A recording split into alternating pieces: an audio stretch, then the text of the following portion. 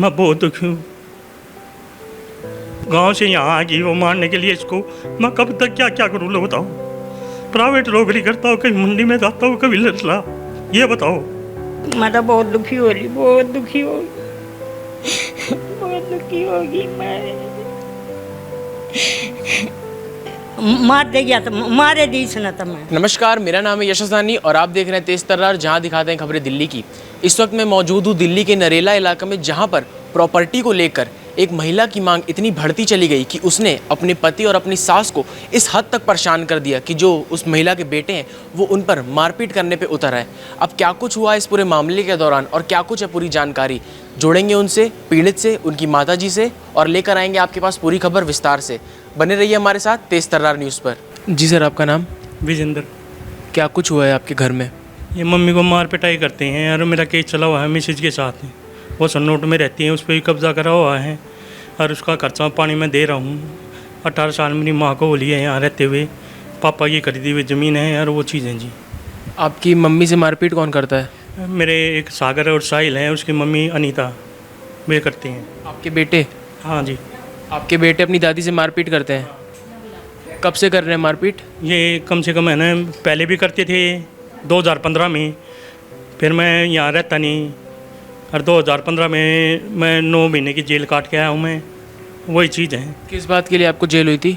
जी, मैंने खर्चा पानी नहीं दिया था, उसको खर्चा भी दे रहा हूँ अब। 10 से 15 लाख रुपए मैंने दे भी दिए कोर्ट में। कब से आपकी पत्नी से विवाद चल रहा है? ये जी 18-19 साल से चल रहा है। और शादी कब हुई थी आपकी? जी, शादी नहीं हुई थी उसके साथ ही, मतलब भाई गुजर गया था। पहले उसकी और कहीं शादी हुई थी, फिर मेरे भाई के आगे थी और 2 महीने बाद गुजर गया था। फिर मेरे साथ उसकी शादी कराई गई थी। लत्ता जैसे घेरते ना पल्ला, ऐसे पल्ला घेर के मेरी शादी कराई गई थी। हाँ, तो मैं उसका सारा खर्चा पानी मैं दे रहा हूँ और सुनट में रहती है। ये है। अभी कहाँ पर है वो? ये लड़का रहता है एक छोटे वाला और बड़े वाला। ये मार पीट करते हैं, मेरी माँ को भी धमकाते हैं। मैं यहाँ आता नहीं, कभी कभार आ जाता हूँ, मेरी माँ फ़ोन करती है। मैं बहुत दुखी हूँ।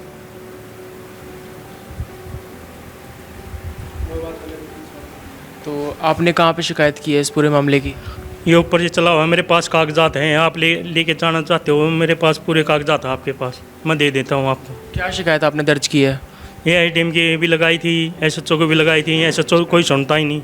मैं अपनी माँ ये बोल देते PCR वाले, मेरे पास पूरी फोटोकॉपी हैं। SHO बोलता है अपनी माँ को लेके आ जा, PCR वाले बोलते माँ लेके जाता हूँ, इतना मार पीट कुटाई कर देते हैं। कब से चल रहा है आपका पुलिस में ये केस? आपका तो ये 2005 में चला हुआ है और मेरा केस तो 2013 से चला हुआ है और मम्मी के साथ ये 2005 से कर रही हैं, 2005-22 से। आपकी जो पत्नी है वो आपसे क्या मांग कर रही हैं?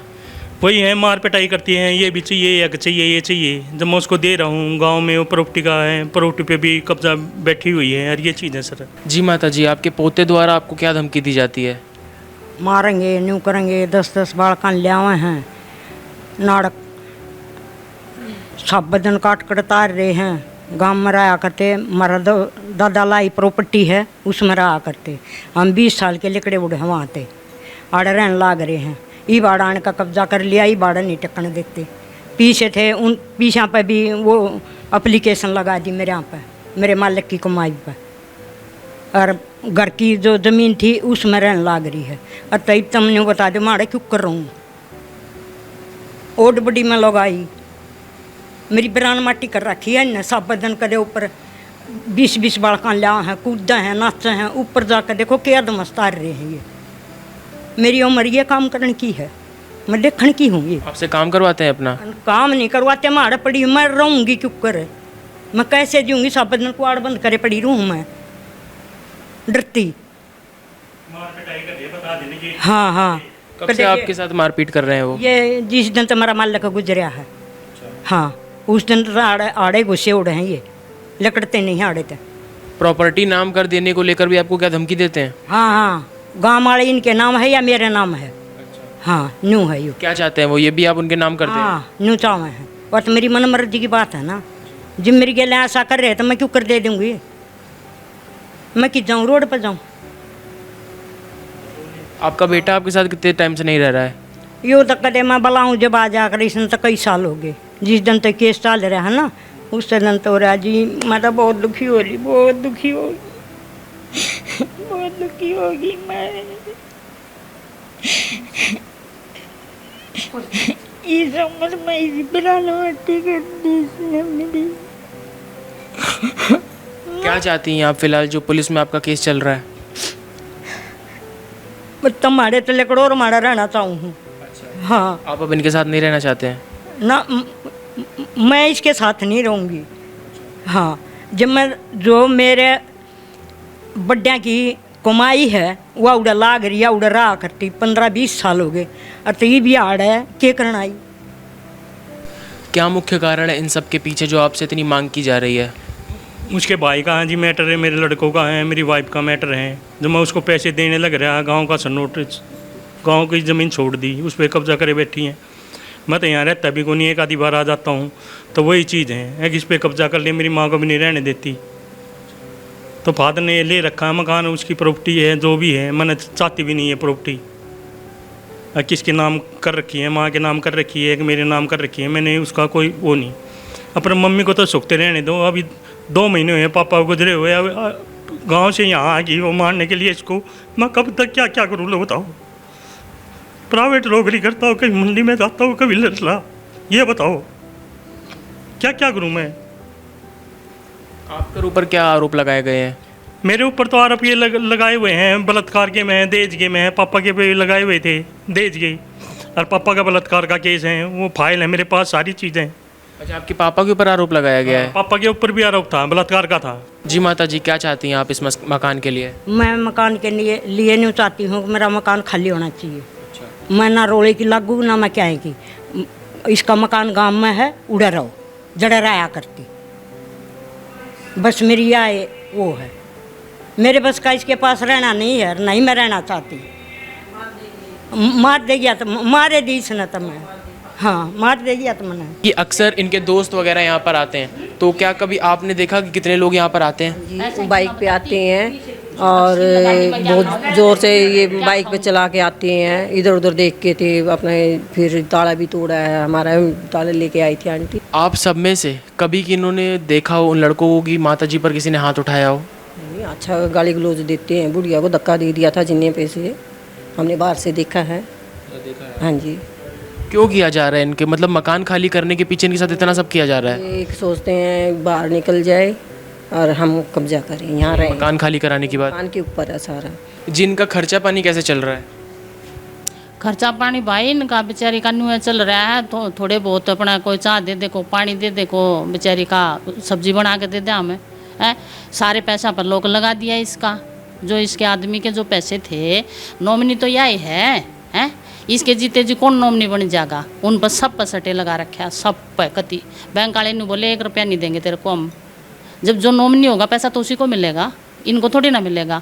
और इसके जो पोते हैं, एक 25 साल का हो रहा, एक 20-21 साल का हो रहा, खुद अपने ऊपर डिपेंड है, कमा सकते हैं, खा सकते हैं। पोते किस लिए होते हैं? दादा दादी की सेवा करने के लिए होते हैं ना, उनको मार पीट करने के लिए थोड़ी ना होते हैं। जी, आपका नाम? मेरा नाम निर्मला खत्री है। जो एक बुजुर्ग महिला के साथ ऐसा किया जा रहा है, उनके साथ मारपीट किया जा रहा है, उसको लेकर आप क्या कहना चाहेंगे? उसको लेकर मैं ये कहना चाहूँगी कि लड़का तो इसका बाहर है ही 20 साल से, क्योंकि बहू का लड़के की अनबन चली हुई है, तो लड़का तो बाहर रहता ही है। ये यहाँ पर अकेली पति पत्नी दोनों रहते थे। इसके घरवाला गुजरने के बाद वो लड़के की मिसेज आई। पहले हमने कभी नहीं देखा उसको, बिल्कुल नहीं देखा किसी ने भी। वो यहाँ आई, चलो भाई आई है तो कोई ना 13वीं पर चली जाएगी। 13वीं पे होने के बाद भी वो नहीं गई। वो बोली मैं मकान के अंदर रहूँगी। ये बोली बेटा तेरे को मकान तेरे ससुर ने गाँव में दे रखा है, तू यहाँ क्यों रहेगी? बोली ना मैं यहाँ रहूँगी। बोली यहाँ तेरा कोई लेना देना ही नहीं, दादा लाई जो ज़मीन है हमने गाँव में दे रखी है। ये मकान जो हमारे अंकल जी थे उन्होंने अपनी बिटिया के नाम कर रखा दोनों को।